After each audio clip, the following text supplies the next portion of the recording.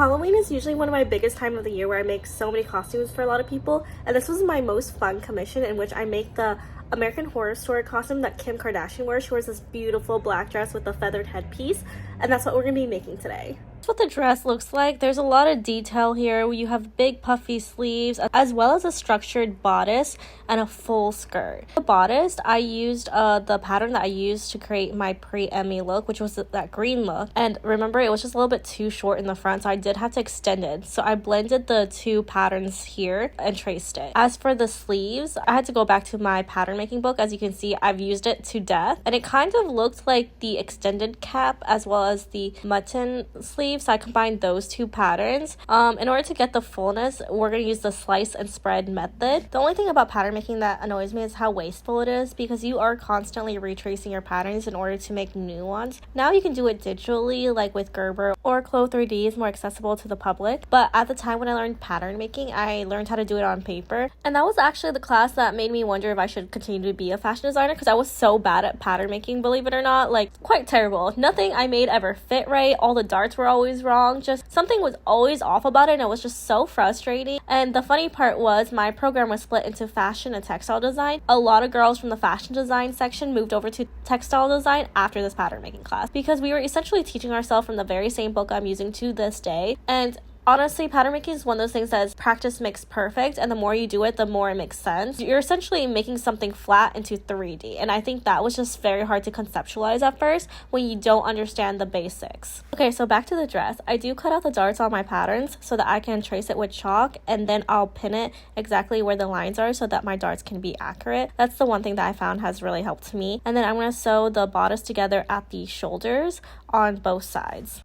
For the sleeves, since we did an extended sleeve cap, that just means it extends a little bit further away from the shoulder blades than it normally would. We're going to gather the middle part and then sew it to the sleeve cap. Then that part gets sewn to the bodice arm side. And here's how that looks. This is before the shoulder pads, which I'm going to put in so that I can offer the shoulder additional support and help with that extension. I was so proud of myself up to this point, and this was the longest part of the whole process of making this dress, was making the shoulders, because as I said before, I didn't have an existing pattern, nor did I really know what I was doing. Like, it's a big trial and error process, but I love how structured it looked in the end. But as you can see, we're still missing the entire center front. So I'm going to take two pieces and sew it right sides together to make up that space in the front. It looked like to me she was wearing a vest on top of like a corseted bodice, but I'm going to cheat that. And I'm also adding interfacing to the center back because it is a laced up corset backing, and we don't want the grommets to pull straight through. So after sewing all the pieces together and the lining to the facing, I'm going to turn everything right side out,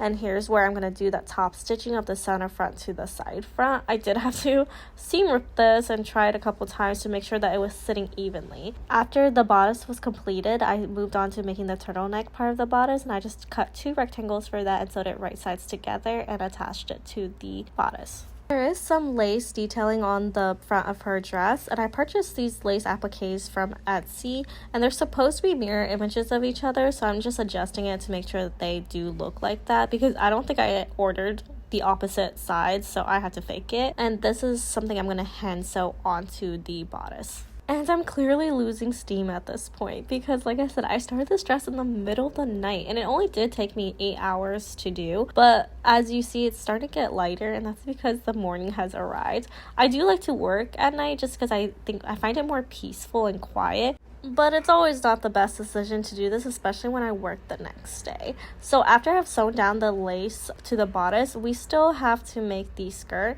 And I bought like the hoop skirt and the bustle skirt off of Amazon to help me provide some structure. In the original picture that they sent me, I thought the back of the dress was bigger, but in another view of the picture, it's actually the sides that are bigger. So I did have to adjust for that. I cut out two large circle skirts and I sewed that together. So making the skirt was fairly easy and fast. It was just a lot of sewing and had to be gathered around the waist just to give it that volume. And here I am trying it on just to make sure that it's turning out how I want it, because she does have a pretty small waist, so I want to make sure that that's going to really snatch her in and also fit on top of all of this volume. And so after I finished all that, I am going to sew on the velvet buttons all down the front at an inch apart. I also ordered these buttons off of Etsy, and I want to say that they're velvet covered buttons, 3/8 of an inch. And now we're going to move on to the back and create that closure for her. And this is always where I feel like I get the biggest arm workout. I'm going to punch holes through the velvet, and I literally use my entire body weight to make these holes, because you see this is a hole puncher but for fabric. And then after that, we're going to put grommets in. Again, it's an arm workout, and I'm using my whole body. I don't know if you guys can tell, but I'm standing on a chair and putting my entire weight on this tool so that I can put this all in. And here's how the back looks. I think it looks absolutely stunning down the back. It's gonna be so annoying to lace her in it, but this was gonna be the only way that she could get into the dress, because I honestly wasn't thinking that I should have put a zipper into the side to make it easier, and this is the only closure the top has. But I think in the real dress, the reason why it's a lace up backing is because she is wearing a corset, and it probably needed to be adjusted to fit that corset. And here's the front of the dress. As you can see, the sides aren't as wide as one of the reference picture, and this is why your reference picture is so important, because this is where I messed up. In one of the pictures that they sent me, it looked like the way of the skirt was in the back, so it looked like she had a bigger bump in the back, and then in another view it looks like the sides are wider. So now I'm gonna have to adjust for that. And that was one of the feedback I received from my client when I sent in check-in photos. They also wanted me to add pockets to the costume, which is fair because you kind of want pockets in your dress if you want to make it functional. And I used my phone to measure the size of the pockets, because I figured if anything, you just want to be able to like have your phone in it. I cut out 4 pieces for the pockets, sewed it almost all the way around except for the opening where you need to put your hand into, and then serged the pieces as well. I don't know how this happened, but the seam came out from the other side. It looks like when you're sewing 2 sides of the skirt, I just sewed it the wrong way. So instead of both the seam allowances going on inside the skirt, one's out and one's in.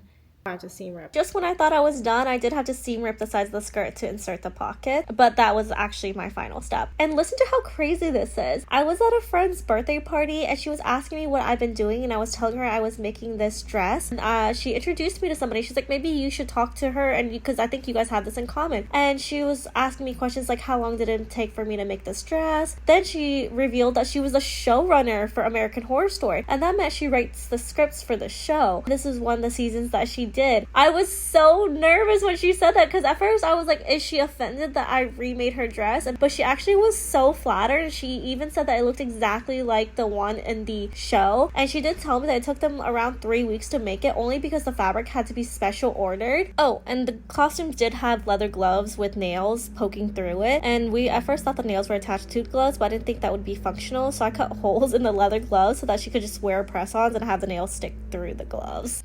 And here's the final dress, pockets and all. You can probably guess why this was my favorite costume to make this year, was because it was essentially a ball gown. Don't forget to like and subscribe for more videos like this.